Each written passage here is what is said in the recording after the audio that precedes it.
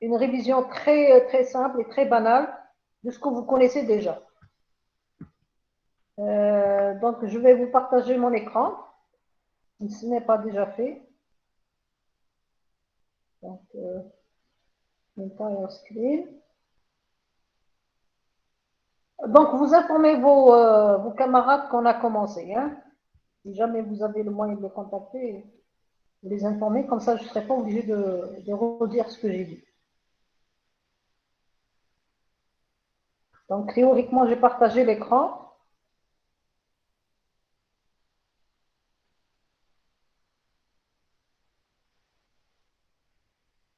Voilà. Est-ce que vous voyez le TP1?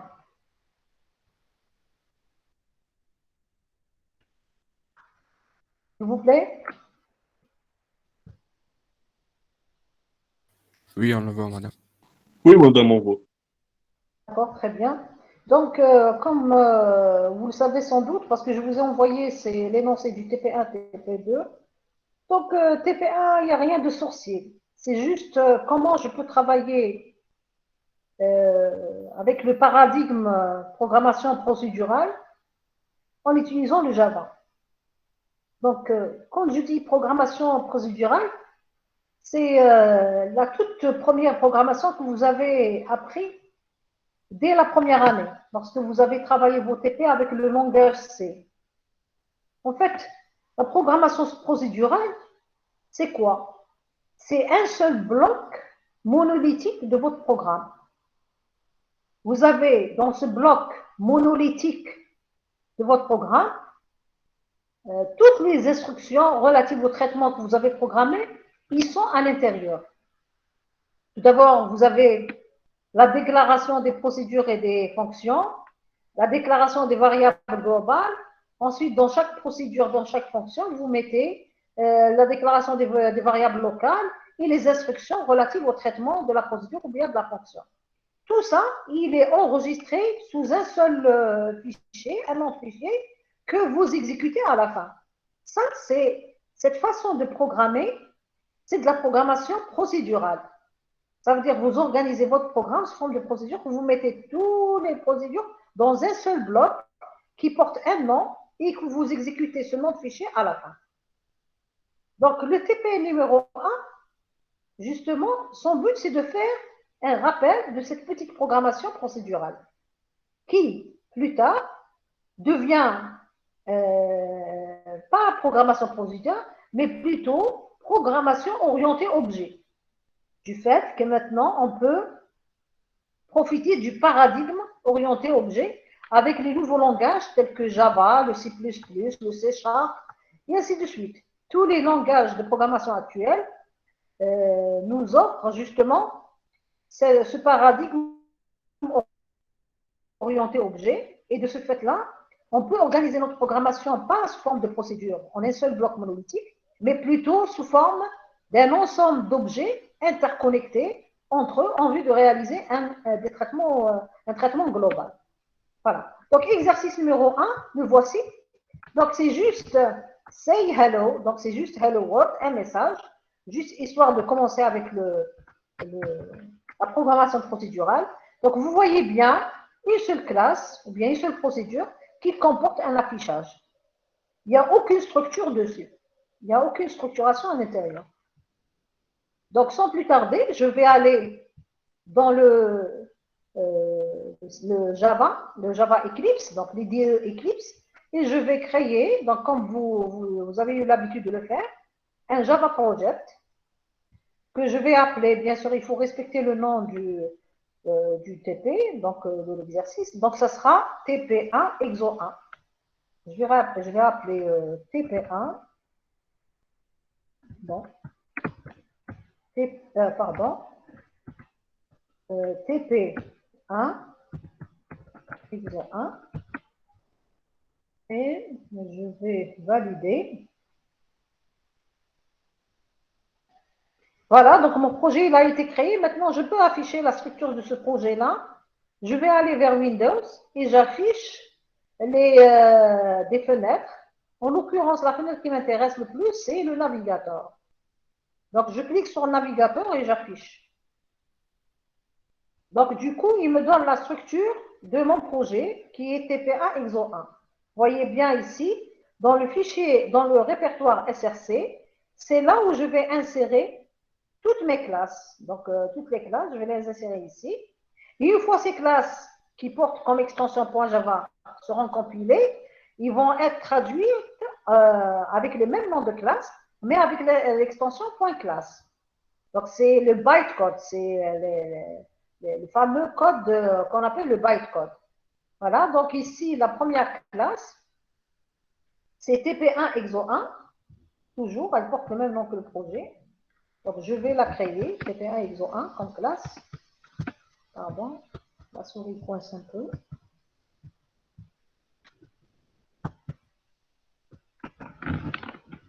Un petit moment. Voilà, la voici, donc elle commence à bouger. Voilà.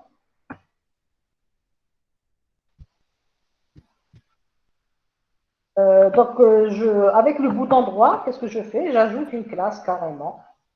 Que je vais appeler, comme il m'a été dit, donc TP1. Bon, il y a des gens qui veulent rentrer.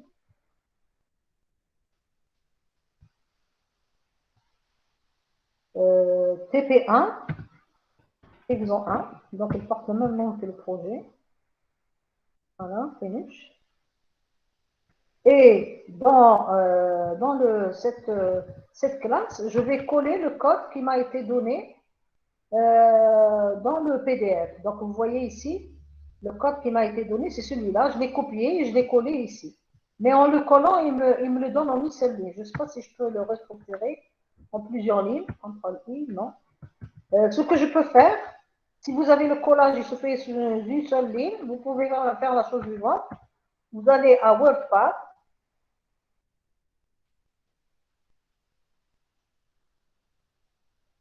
Pardon, il y a des gens qui vont rentrer.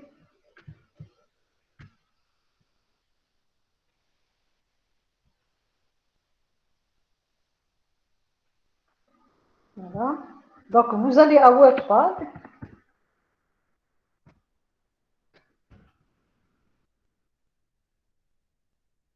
Voilà, vous ouvrez WordPad et vous collez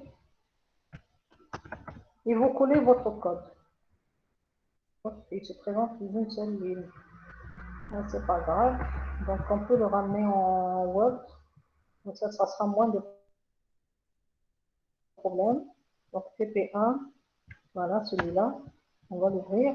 Donc, il le ramène sous une seule ligne, même dans le WordPad. C'est pas grave. On le ramène ici. CTRL-V, CTRL-A, CTRL-I. Ici, parce qu'ils nous disent c'est possible de restructurer votre indenter. Si vous voulez indenter votre code, correct, CTRL-I. Donc, CTRL-I. Mais il le présente sous une seule forme. C'est pas grave. Donc, on peut aller vers le TP en Word. Et comme ça, on va essayer de copier correctement. On va essayer de copier correctement le code. C'est bien dommage par le PDF, il n'arrive pas à le copier en ligne.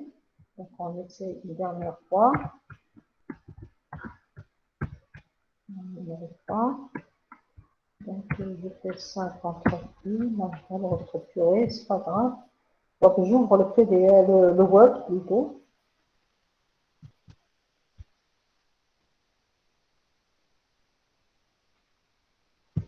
Donc, j'ouvre le fichier du TP en version Word.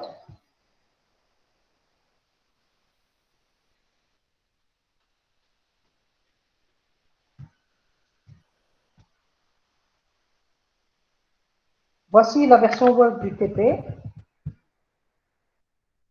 Et je vais copier le code. Donc, il y aura moins de problèmes, théoriquement, pour coller le...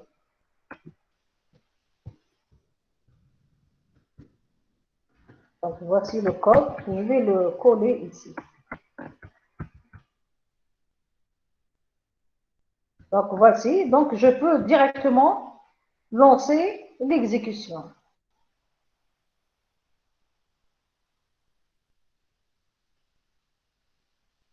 Voilà, exécuter. Donc, normalement, il a exécuté, mais l'affichage il ne l'a pas fait.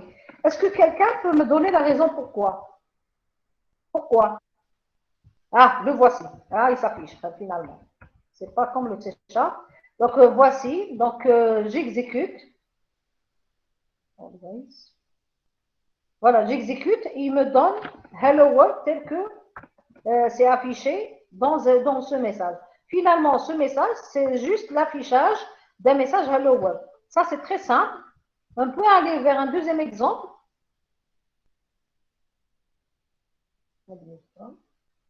Donc, c'est juste un début. Le deuxième exemple, il est un tout petit peu plus élaboré parce que dans ce deuxième exemple, qu'est-ce qu'on fait?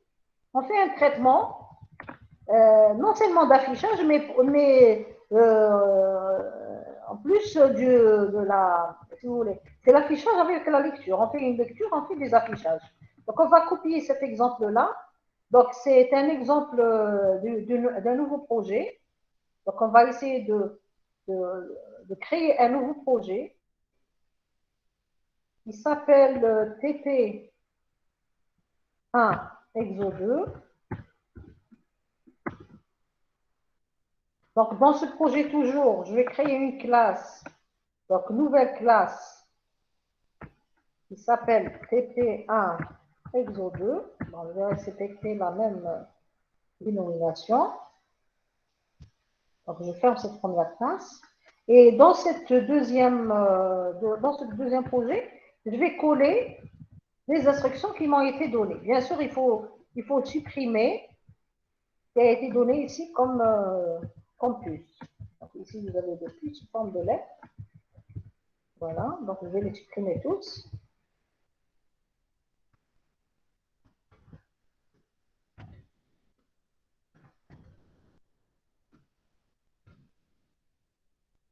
Voilà, je vais supprimer ça. Voilà.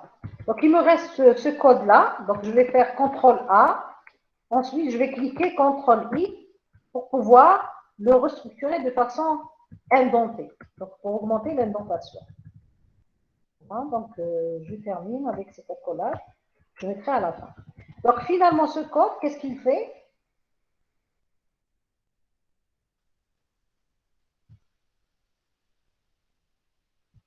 Ce code, qu'est-ce qu'il fait? Donc, vous voyez bien, la classe, ça s'appelle TP1 Exo 2. Ensuite, dans cette classe, c'est une classe spéciale parce qu'elle contient le main. Regardez ici le main. Donc, nous avons dans un projet plusieurs classes. Il y a au moins une classe qui contient le main. S'il y a une classe qui contient le main, ça veut dire lorsque le compilateur va compiler et exécuter, il va commencer par la classe qui contiendra le main. C'est son point d'entrée pour le projet, pour l'exécution du projet. Donc, cette classe, elle contient le main, ça veut dire lorsqu'il va exécuter la classe TP1 exo 2, comme il trouve le main, il va commencer par exécuter ça. Donc, nous avons déclaré une variable S de type string, une variable I de type int, et nous avons utilisé une classe qui s'appelle scanner. Scanner, elle permet de faire des lectures, donc d'utiliser tout ce qui est flux entrant, système.in. Vous voyez ici un flux sortant, ici, vous avez système.out. Ça veut dire ici, c'est pour l'affichage. Système.in, c'est pour la lecture. Donc, je peux utiliser ce système.in pour faire des lectures. Dans ce cas-là, je définis une variable SC de type scanner. D'accord? Donc, je ne sais pas si on va l'utiliser ou pas. Oui, on va l'utiliser. Ensuite, je vais afficher un message disant entrer un string. Et dans ce cas-là, pour faire entrer un string, je vais faire une lecture. La lecture, la voici. Je récupère dans la variable s qui est de type string une lecture sur le clavier. Une lecture sur le clavier, donc sc.next. Donc, le scanner, il a si vous voulez, une méthode qui s'appelle le .next qui donne l'item ou bien l'élément que j'ai saisi sur le clavier et après j'ai tapé entrée. Quand je saisis quelque chose sur le clavier et je tape entrée, ce que j'ai saisi, il le met dans la variable S. Dans la variable S. Donc, aussi, je vais afficher un message, donc entrer un entier. Ensuite, je vais saisir quelque chose sur le clavier. Bien sûr, ici, je vais utiliser next INT. Ça veut dire que je vais récupérer, il doit être de type INT. Sinon, j'aurai une exception. Par exemple, supposons que je saisis quelque chose de string et je le mets dans le i. Le i de type INT, il ne va pas l'accepter. Ça veut dire ce que je vais taper par la suite, quand j'aurai le message entrer un entier, je dois faire entrer un entier. Cet entier, il est récupéré par la méthode nextInt. D'accord? Donc, dans la classe scanner, il existe nextInt, nextDouble, next, etc. Donc, il y a plusieurs next. Il n'y a pas simplement nextInt. Donc, une fois que j'ai saisi un string et un INT, je vais afficher ce que j'ai tapé. Donc, vous avez tapé la chaîne S, donc je vais l'afficher, et l'entier I, je vais l'afficher. Donc, essayons d'exécuter cette partie de code. Voilà, je lance l'exécution. Donc, la première des choses, il me dit... Bon. Oui. نقدر تاكسبتي لي راه ميسناو اكسبتاسيون. Accepter, oui, d'accord. Donc, je vois personne. Il n'y a personne. Donc, je les ai validés. Donc, il n'y a personne. Donc, pour l'instant, il n'y a personne. Donc, s'il y a quelqu'un qui arrive, je vais l'accepter. Voilà. Donc, ici, est-ce qu'il y a quelqu'un? Non. Pour l'instant, tu vois qu'il n'y a personne. D'accord? Donc, d'abord, j'ai l'affichage du message entrée un string. Donc, ça veut dire qu'il a exécuté cette instruction. Maintenant, il se met en attente parce qu'il doit attendre une lecture. D'accord? Dans ce cas-là, je vais faire entrer la lecture. Donc, faculté, par exemple, faculté d'informatique. Voilà, donc j'ai tapé quelque chose, je fais entrer. Peut-être là, peut-être il faut utiliser simplement faculté, donc je vais refaire. Donc je vais simplement écrire un mot, pas deux mots. Donc ici, je vais écrire informatique. Informatique. Voilà. Entrer un entier, je ne sais pas, donc 2022. Voilà. Donc ici, il me dit, vous venez de taper informatique et 2022. Donc tout à l'heure, on avait écrit faculté d'informatique. Donc je crois il faut accepter juste, si vous voulez, une chaîne, pas toute une phrase. Donc c'est pour cette raison, il nous a donné l'exception. Donc on peut refaire l'expérience pour voir le message d'exception qu'il nous a affiché. Donc vous voyez bien, lorsqu'on a tapé juste le mot informatique, il n'a pas donné d'exception. Donc essayons de refaire. On va donner pas informatique, mais on va refaire faculté d'informatique. Faculté.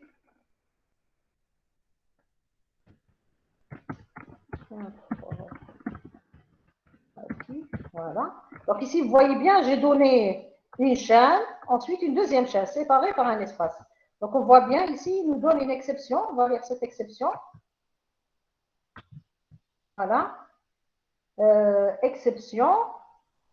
Unknown source. Voilà. Donc c'est une exception. Input mismatch exception. Ça veut dire ici, l'entrée qu'on a faite ne correspond pas à ce qu'il attend comme lecture. Donc ici, il attend la lecture d'un item. Alors ici, qu'on a fait un item et un deuxième item. Donc si je veux lire toute une phrase, il faut utiliser pas scanner, mais peut-être autre chose, ou bien il faut déclarer les choses autrement. Voilà. Mais si on utilise un seul item, par exemple, je vais mettre mon nom. Voilà, donc ici 2022 par exemple, il accepte. Donc ici, on a affiché un message, donc system.out. Ensuite, on a fait une lecture, donc sc.next, parce que c'est un string. Ensuite, system.out ici. Ensuite, sc.next int, parce qu'on attend à saisir un entier. Ensuite, system.out, on a affiché les deux informations qu'on venait juste de saisir. Voilà l'exemple numéro 2. Donc, on utilise ce scanner. Il est possible d'utiliser scanner qui est une classe qui permet la lecture, mais avant de l'utiliser, il faut absolument faire un import de la bibliothèque scanner. Donc, pour ce faire, on doit taper java.util.scanner pour pouvoir l'utiliser. Supposons on n'a pas mis import, vous allez voir que scanner, il ne va pas le reconnaître. Vous voyez bien, avec le rouge, il va vous dire que ce scanner, elle n'arrive pas à le raisonner, il ne reconnaît pas ce que c'est. Donc, il n'arrive pas à le reconnaître comme étant un type. Maintenant, si vous importez la bibliothèque qui contient scanner, donc cette bibliothèque donc, lui permet de reconnaître la classe scanner et du coup, il va reconnaître toutes les méthodes qui se rapportent à scanner. Donc, quand vous tapez point, vous allez recevoir toutes les méthodes qui sont reconnues à travers ce scanner. Alors, en l'occurrence, lorsque je tape N, donc vous voyez ici, next pour saisir un string, next avec un autre type de saisie, etc. Tous les next. Par exemple ici, next boolean, ça vous permet de saisir juste le true ou false. Next byte pour les octets, next double, next float, next int qu'on a utilisé. Donc essayons de voir next double s'il accepte. Alors on va utiliser, au lieu de faire next, on va utiliser next double. Exemple. Voilà, donc on va saisir ici next double. Bon. Donc ici, on va, au lieu de saisir un int, on va saisir next double. On va voir comment il va. Oui, mais next double, je crois qu'il y a un paramètre.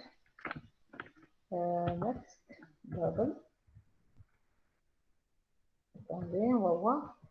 Next double, c'est ça, son paramètre. C'est ça. Son paramètre. Donc, oui, mais dans ce cas-là, il faut déclarer le i comme étant double. Donc ici, c'est pour cette raison, il n'a pas accepté. Double. Voilà.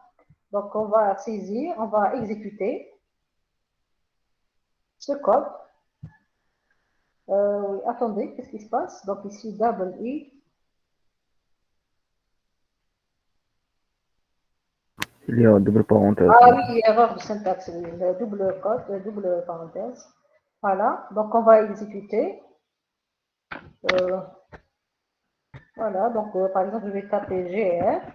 Et ici, je vais mettre la note que vous allez obtenir en examen. Peut-être virgule, c'est pas le point. Donc GR. 12, pardon, 16. 5,5. Voilà, donc il faut faire une virgule au lieu de point. Donc vous voyez bien que j'ai pu, si vous voulez lire, j'ai pu lire un string et un double. Donc parmi les next, il y a plusieurs double, float, etc. Donc il y a plusieurs fonctions de next.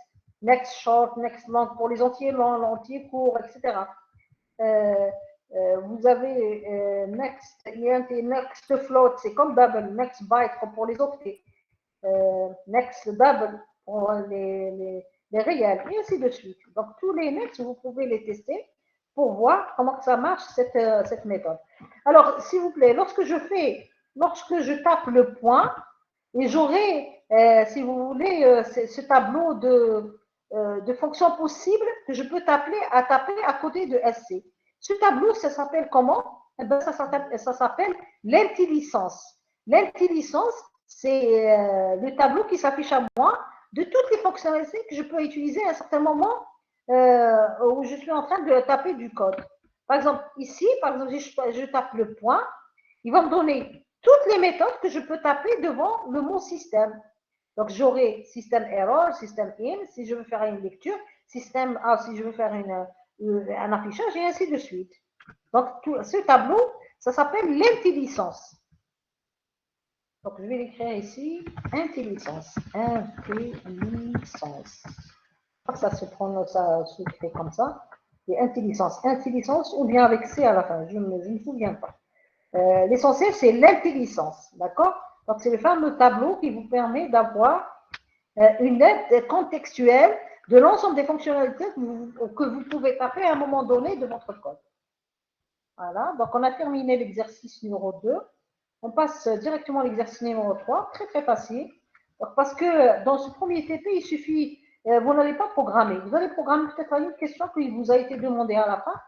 pouvez le faire tout seul après.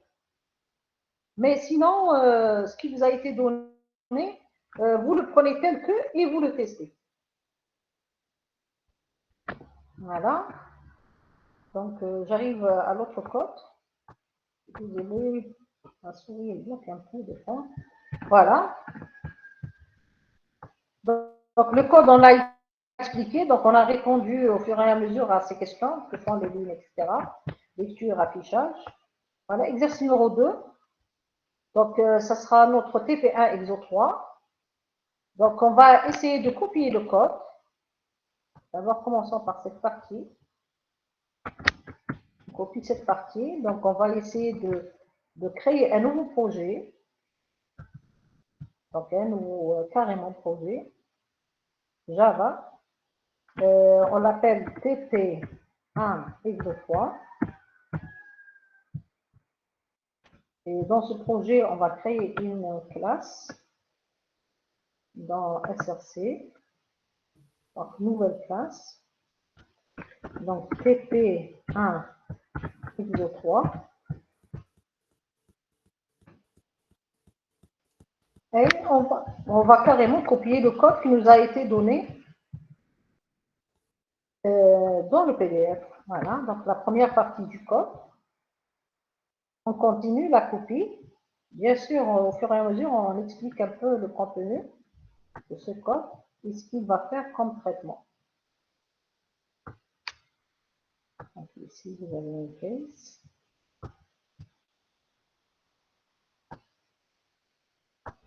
On va copier ça.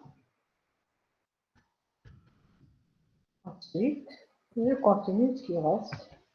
De façon bête et disciplinée. Voilà, donc je continue cette partie de code et je la mets dans Eclipse. Voilà.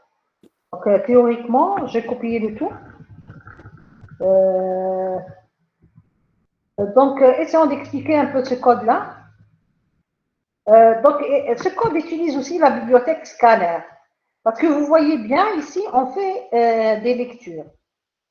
Vous voyez, ici, on fait une lecture d'un entier. Ensuite, donc d'abord, essayons de voir. D'abord, on va déclarer une variable réponse de type char, de type caractère, si vous voulez, et trois entiers. Opération IIJ. Apparemment, c'est un programme qui va faire des opérations entre IIJ et le résultat. On va faire des opérations I avec J. Tout dépend de l'opération. Ou bien c'est une addition, soustraction, multiplication ou division. Donc, on va déclarer une variable SC de type scanner. Cette variable SC, c'est elle qui va nous permettre de lire des données. Parce que, pourquoi c'est une lecture? Parce qu'on utilise le système en entrée, in. Ce n'est pas le out. Si on avait utilisé system.out, on aurait fait plutôt l'affichage.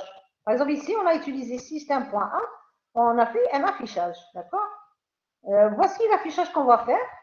On va afficher addition, on va afficher le message soustraction, multiplication et division. Donc, ces quatre affichages vont se suivre l'un après l'autre. Pourquoi ils vont se suivre? Parce que nous avons fait print ln. Donc, à chaque fois, on fait un sous-ligne. Si on avait fait print simplement, donc dans ce cas-là, addition va s'afficher devant soustraction, devant multiplication, etc. Mais le fait d'avoir fait ln, on avait fait des sous-lignes. Ensuite, on va faire le traitement suivant. Donc, vous avez l'instruction do. Et cette instruction, c'est une boucle. Elle se termine par quoi? Par until. Donc, à partir du do, bon, je vais peut-être enlever quelques lignes, comme ça vous allez voir la totalité du code en un seul écran. Voilà. Donc ici, à partir du moment où j'ai fait do, ça veut dire ici, c'est un traitement en boucle. Et cette boucle, elle se termine avec while. Donc, sur le plan algorithmique, cette instruction est traduite par l'instruction ou bien l'algorithme répété. Répété jusqu'à une certaine condition. Donc, do, while, la condition est vraie. Donc, d'où ce bloc de traitement, tout ce bloc de traitement. Je vais faire tout ce bloc de traitement, tout ça, jusqu'à ce que la réponse soit, tant que la réponse est égale à O, au caractère char O. Donc ici, ça, c'est un seul caractère. C'est pas comme un string. Un string tout à l'heure, une variable de type string, je pouvais introduire le mot par exemple informatique. Mais une variable réponse de type char, je ne peux introduire qu'un seul caractère. En l'occurrence ici, réponse égale à O. D'accord? Alors maintenant, qu'est-ce que je vais répéter? D'abord, je vais afficher un message. Entrer le numéro de l'opération. Parce que regardez ici, j'ai affiché un menu. Si je veux, par exemple, faire la soustraction, je dois taper le 2. Si je veux faire la multiplication, je dois taper le 1. Si je veux faire l'addition, je dois taper 1. Donc, c'est pour cette raison ici, le message dit entrer le numéro de l'opération. Et puis là, je dois faire entrer ce numéro. Donc, c'est pour cette raison, on va faire un sc.nextInt. Donc, on va faire une lecture. Ensuite, il me dit entrer la première opérande.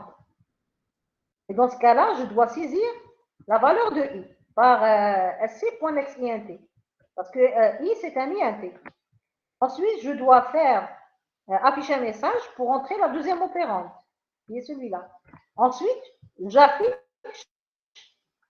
je saisis la valeur de la deuxième opérande.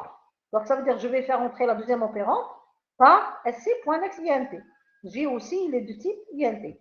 Maintenant, selon l'opération, selon que j'ai tapé 1 ou bien 2 ou bien 3 ou bien 4 pour la variable opération, je vais exécuter ou bien l'addition, ou bien soustraction, ou bien la multiplication, ou bien la division. Dans ce cas-là, je vais faire une instruction, un switch sur opération, pour voir si opération est égale à 1, ou bien si opération est égale à 2, ou bien si l'opération que j'ai tapée c'est 3, ou bien si l'opération est égale à 4. Donc c'est pour cette raison que je vais faire un switch. Dans l'instruction switch, ça me permet d'établir plusieurs choix. Je pouvais ne pas faire switch et je pouvais faire if opération égale à 1, faire ça et ça. Else, if opération égale à 2, faire ça et ça. Else, if opération égale à 3, je pouvais faire des if imbriqués. Mais pour plus de clarté, le switch, il est beaucoup mieux dans ce cas de figure. Donc, je fais un switch et selon le cas de l'opération, est-ce que c'est 1, 2, 3 et 4, je fais le traitement qu'il faut. Supposons que j'ai tapé un 1 pour opération. N'oubliez pas, opération, c'est une information que j'ai saisie à ce niveau.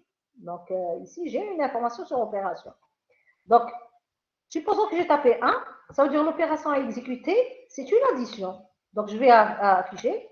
Vous avez réalisé l'opération addition. Donc, je vais afficher le symbole de l'opération qui est addition. Et je vais afficher le résultat. Ce résultat, je le calcule directement, I plus J. Ensuite, je vais faire un break. Pourquoi un break? Parce que si je ne fais pas ça, lui, qu'est-ce qu'il va exécuter? L'instruction suivante qui est celle-là. Or, si j'ai fait l'opération d'addition, je ne vais pas faire l'opération de soustraction. Donc, à chaque case, si vous voulez, il faut faire un break pour sauter, pour aller à la fin. C'est-à-dire pour venir ici, pour arriver ici. D'accord? Quand j'aurai fait l'opération d'addition à ce niveau, je fais un break. Lui, qu'est-ce qu'il fait? Il fait un genre de goutte. Il va venir à ce niveau, sur cette ligne. D'accord? Ensuite, la même chose pour le 2. Si je tape le 2, il va faire la soustraction, comme vous voyez ici. La même chose pour la multiplication et la même chose pour la division. Mais spécialement pour la division, il doit tester est-ce que J est différent de 0. Parce que sinon, il ne pourra pas faire la division. La division devient impossible. Donc, dans le cas où J est égal à 0, il affiche un message, division impossible. D'accord? Ensuite, lorsqu'il a trouvé 1 ou bien 2 ou bien 3 ou 4, il fait ça. S'il trouve que c'est un numéro 5, il lui dit non, c'est une opération que je ne connais pas, impossible, inconnue, il va faire un break. Ensuite, il arrive ici. Il va saisir un caractère. Si le caractère est égal à lui, à O, donc ça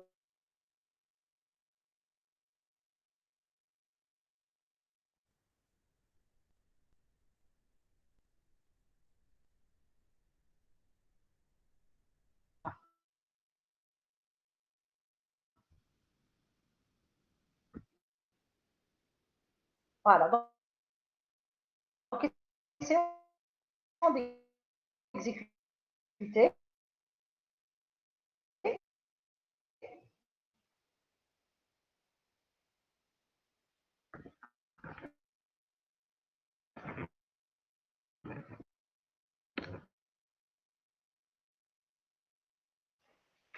Désolée, c'était une étudiante PFE.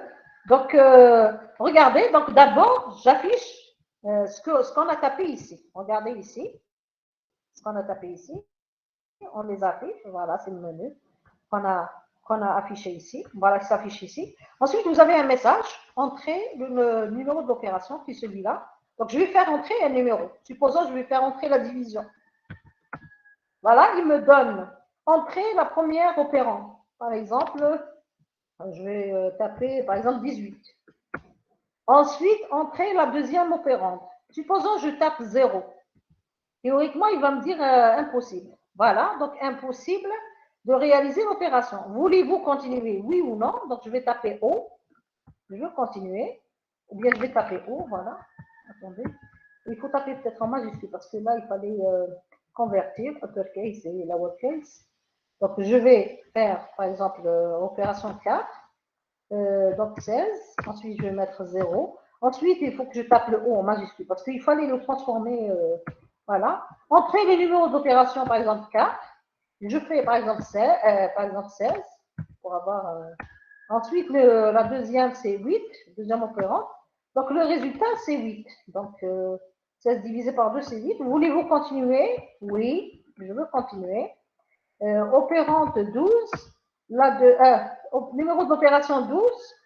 Bon, 12, c'est pas connu. Donc, entrer la première opérante 14 et la deuxième, par exemple, 15.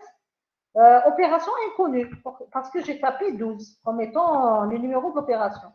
Voulez-vous continuer? Par exemple, je fais oui.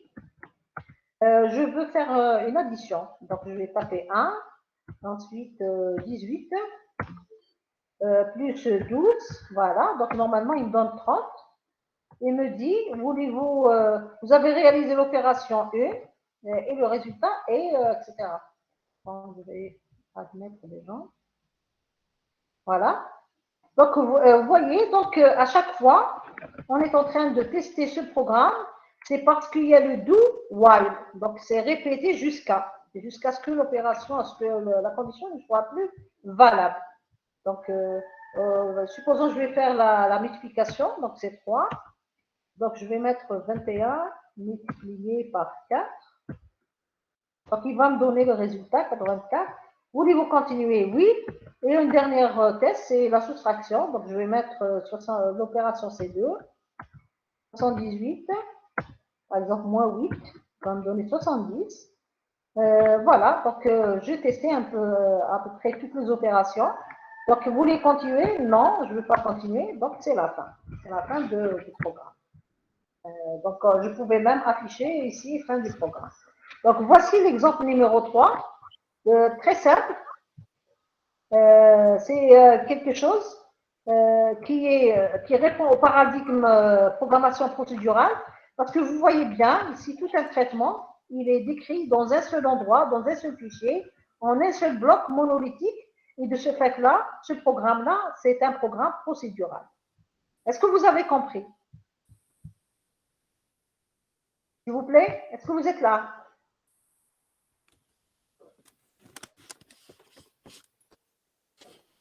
Est-ce que quelqu'un n'a pas compris quelque chose? Oui, madame, c'est compris.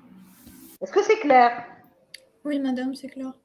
Oui. Voilà, donc je voulais simplement attirer votre attention ici, comme vous voyez ici, le nom du fichier. TP1 exo3.java, d'accord? Ça, c'est le code source. Lorsque je vais le compiler, j'aurai ici, j'aurai pas l'exécutable, j'aurai le bytecode. Donc, ça sera TP1 exo1. L'extension, c'est point classe. Maintenant, si vous prenez tous les fichiers point classe sur n'importe quelle machine qui a la machine virtuelle sur laquelle est installée la machine virtuelle, vous pouvez très bien exécuter votre projet sans aucun problème. Parce que le bytecode, c'est un code intermédiaire entre le binaire et entre le, si vous voulez, le binaire ou bien l'exécutable et le code source. D'accord? Parce que ce bytecode, il va être traduit sur une machine lors de l'exécution en binaire, en exécutable, si vous voulez, en binaire. Et tant que vous avez point classe, vous pouvez les exécuter sur n'importe quelle machine qui dispose de la machine virtuelle de Java. Voilà. Donc, ça, c'est pour le TP1. Donc, ce TP1 résume un petit peu la programmation procédurale. Programmation procédurale, ça veut dire vous mettez le tout en un seul bloc monolithique dans un seul fichier pour faire tous les traitements. Donc ici, il s'agissait de faire des opérations, mais on peut imaginer tout un ensemble de traitements divers dans un seul bloc pour réaliser le tout. D'accord? C'est ce qu'on appelle la programmation procédurale. Maintenant, on peut opérer un autre type de programmation qui est la programmation orientée objet. Bon, je vais fermer ça. Voilà. Donc, ces exemples-là, c'est pour la programmation procédurale. On peut opérer un autre type de programmation qu'on appelle la programmation orientée objet. Bon, programmation orientée objet. Ça veut dire ici, je dois structurer mon programme pas dans un seul fichier, mais dans plusieurs fichiers indépendants, mais qui coopèrent d'une certaine façon. Voici donc le sujet du TP numéro 2 qui concerne justement à cette programmation orientée objet. Donc déjà, on vous dit qu'on doit créer un nouveau projet qu'on appelle TP2 Exo 2. On pourrait appeler Exo 1, je ne vois pas pourquoi on l'appelait Exo 2. C'est pas grave. Donc, on va créer un nouveau projet. Voilà. Donc, maintenant, c'est le TP2. On va le nommer Exo 1, plutôt pour ne pas. Voilà.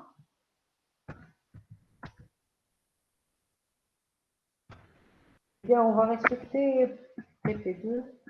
On va respecter ce qui est dit dans l'énoncé. Allez, on va mettre comme ça. Exo 2. Et on revient à notre TP. Madame, on fait 2 séances. Comment? On fait 2 séances. Non, c'est une seule séance. 14h15, 14h15, j'arrête. 14h15. D'accord. Une seule séance. Une seule séance. Non, 14h15, j'arrête. Donc ici, on va mettre une nouvelle classe. C'est pas 2 séances, non. Parce qu'on m'a dit que vous avez réception à 2h30. Donc, je vais mettre une seule classe. TP2, Exo 2. Voilà. Donc, ici, regardez dans l'énoncé. Donc, on a une classe TP2 Exo 2. Donc, cette classe, elle doit contenir, on vous dit, elle doit contenir le name. Ça veut dire, je prends n'importe quelle autre classe qu'on a déjà créée, par exemple, supposons un TP1 Exo 3. Si je regarde la classe qu'elle contient, voilà. Donc, je prends cette déclaration du main. Voilà, donc je prends cette déclaration et je vais la mettre dans TP2 Exo 2. Bien sûr, si je rajoute le main à ce niveau, je dois le finaliser par une accolade à ce niveau. D'accord? C'est ce qu'on a fait. Maintenant, on vous dit de créer une nouvelle classe qui s'appelle personne. Donc, regardez, d'ores et déjà, votre projet ne va pas contenir une seule classe, il va contenir une deuxième classe. Ça veut dire ici, ce n'est pas de la programmation procédurale, mais c'est de la programmation orientée objet, parce que je vais définir un autre objet qui s'appelle personne. C'est-à-dire c'est une autre classe qui s'appelle personne. Voilà, donc voici une nouvelle classe. Donc vous avez TP2 Exo 2 qui contient le main, le voici, et vous avez une autre classe personne. Donc cette classe personne, on voit bien comment elle va se présenter selon la description schématique que vous voyez ici. Donc, une classe, c'est quoi? Ça veut dire que maintenant, avec l'orienté objet, je vais rassembler dans un seul conteneur que j'appelle classe deux choses, les variables et les méthodes qui utilisent ces variables. Donc, les variables, je vais les appeler les attributs et les méthodes utilisant ces attributs-là. C'est les méthodes de classe. C'est les méthodes d'objet, plutôt, de l'objet. D'accord. Donc, vous avez le nom, prénom, email, pseudo, mot de passe. Donc, on peut les déclarer tout de suite. Donc, ici, la liste des attributs. Donc, Donc, les attributs en général sont private. Pourquoi? Parce que chaque classe, elle préserve carrément ses strings, donc vous avez le nom, ses attributs, elle préserve ses attributs en private pour qu'elle soit la seule à pouvoir les manipuler en interne. Donc, je peux retrouver certains attributs qui sont pas private, donc ils sont publics. Donc, si je retrouve ce genre d'attributs, ça veut dire que ces attributs-là sont accessibles même depuis l'extérieur de la classe. Par contre,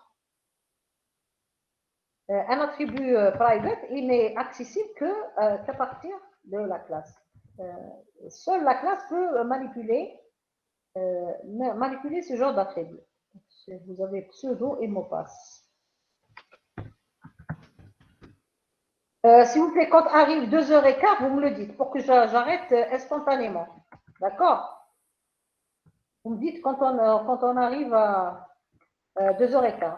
Donc, mot passe.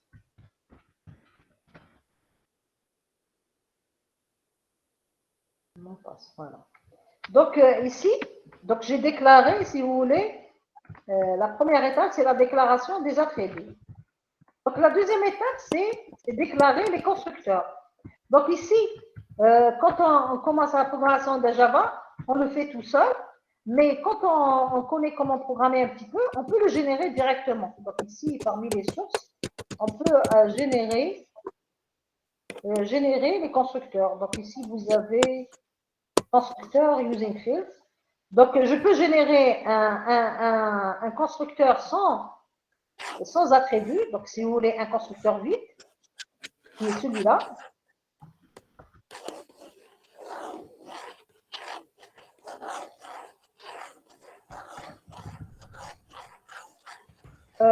S'il vous plaît, c'est quoi ce son? Donc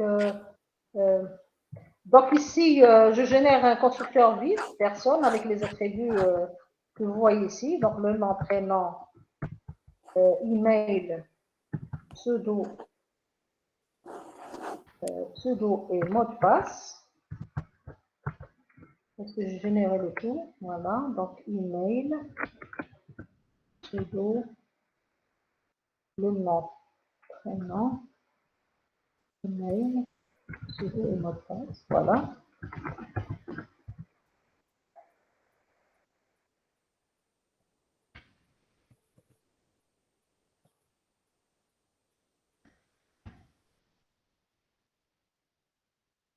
Comme je peux générer, donc je ne vois pas quelle est l'erreur, mais comme je peux générer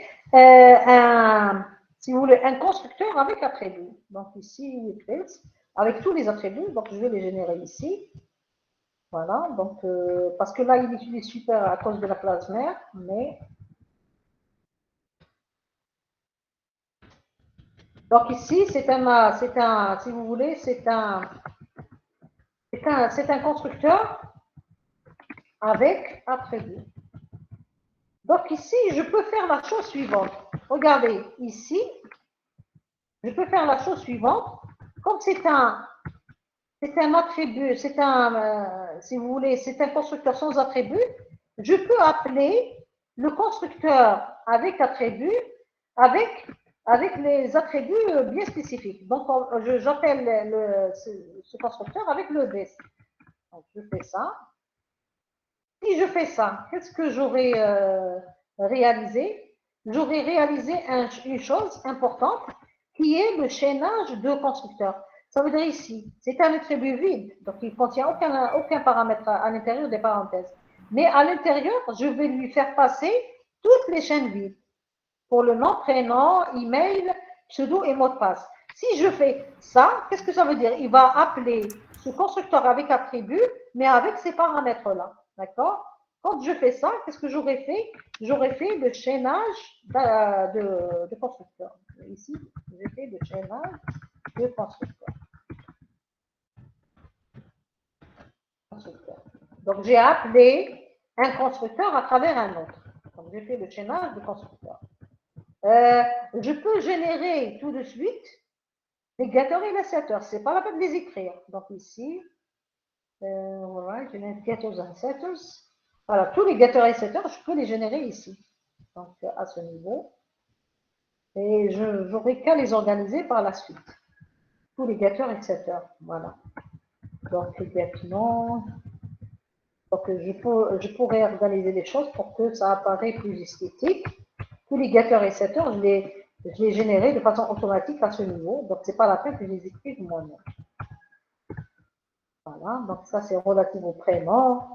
J'organise simplement mon code pour qu'il soit plus clair par la suite à visualiser, à maintenir si jamais il y a un problème.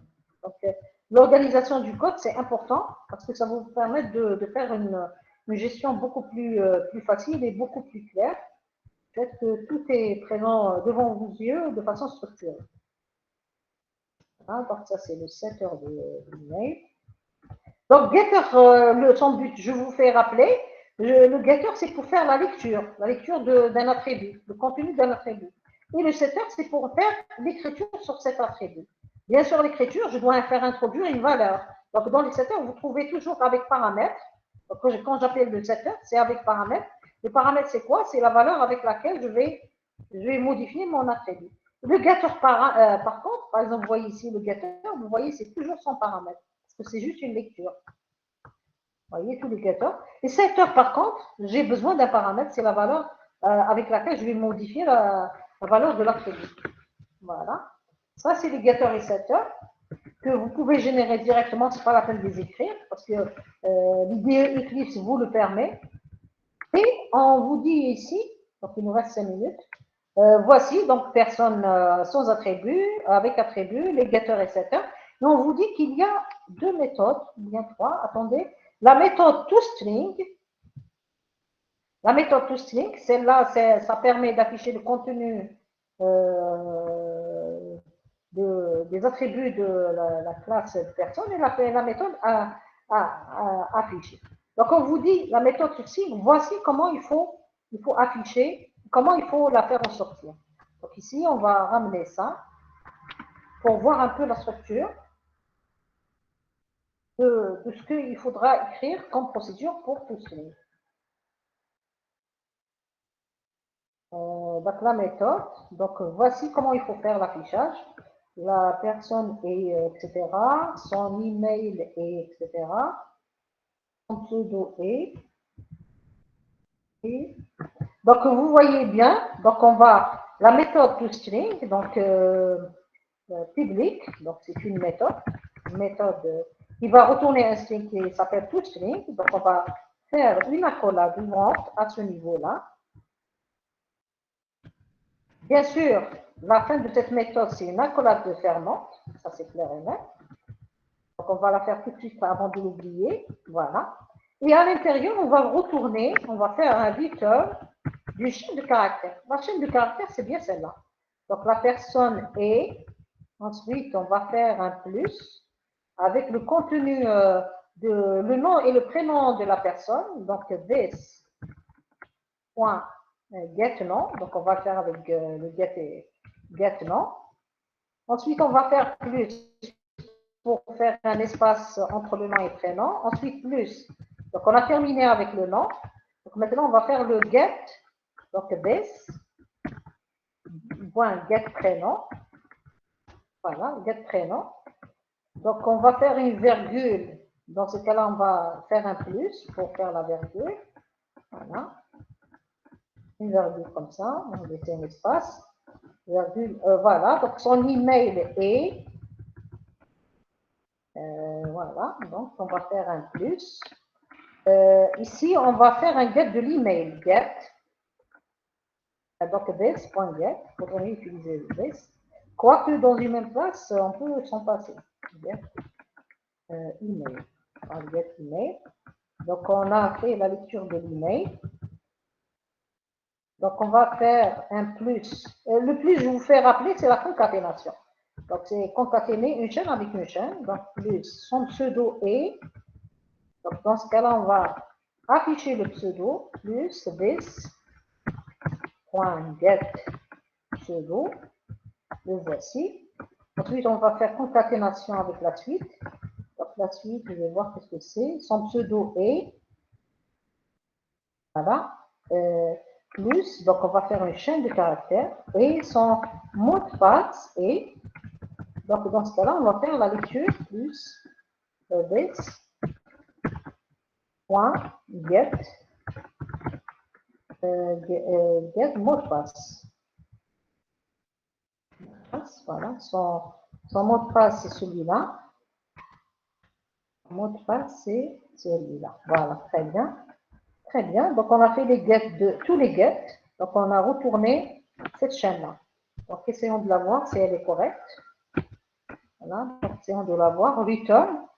On va faire retourner. Bon, on va faire un plus ici. Un plus là, juste pour voir la totalité. Voilà, donc son mot de passe, c'est ça. On va faire un plus, on va faire une prochaine, voilà, accolade de fermement, ou bien crochet, voilà. Donc, on a terminé la chaîne, on a terminé l'instruction. Voici la chaîne qu'on va faire passer à travers la méthode toString. Elle va retourner cette chaîne-là, d'accord? Maintenant, on vous dit, il y a une autre méthode qui s'appelle afficher. Donc, c'est afficher, qu'est-ce qu'elle permet de faire? Afficher le string qu'on vient juste de... donc, je termine ça. Donc, void afficher. Donc, affiche la représentation textuelle de personne. Donc, je vais mettre public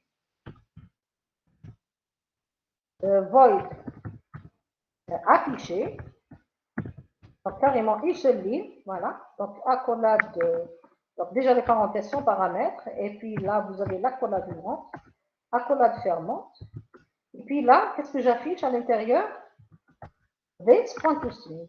This point to string. Voilà, to string. Donc, je vais afficher ça en point virgule. Donc, ici, je vais afficher ça comment? En faisant système point out point print.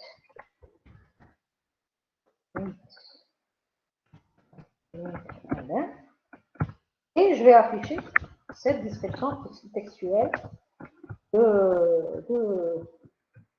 voilà, donc je vais indenter le code, voilà, et je vais afficher la description textuelle de la classe personne. Donc, voici finalement ce qu'on a réellement programmé, c'est bien les deux méthodes toString, qui est celle-là, et la méthode afficher, qui est celle-là. Sinon, les autres, ils ont été générés à travers l'IDE. On les a générés à travers l'IDE Eclipse qui nous permet de faire pas mal de choses sans trop taper de code. Est-ce que c'est bon, s'il vous plaît? S'il vous plaît? Est-ce que vous êtes partis? C'est clair, madame, c'est clair. Donc, je vous envoie cette partie de code. Et la prochaine fois, je vais vous envoyer le TP numéro 3 qui sera beaucoup plus intéressant parce qu'on va rentrer beaucoup plus dans les détails. D'accord? Donc, si vous n'avez pas de questions, donc je clôture cette séance de TP et rendez-vous, Inch'Allah, le samedi. Donc, je viendrai samedi pour faire les TP. Donc, nos TP, ils vont se dérouler dans la salle 124. La salle 124. Madame, ce samedi. Ce samedi. Moi, je viens ce samedi. Je viens ce samedi. Donc, celui qui vient, je lui fais TP. D'accord? Donc, la salle 124 de notre département, de notre faculté, au niveau de la faculté. مدام Oui? نسقسيك علاش درتي لي تي بي بزاف باسكو حنا لي زيتي دو لي سيكو بعد ما La نقدروش seule journée où je suis disponible.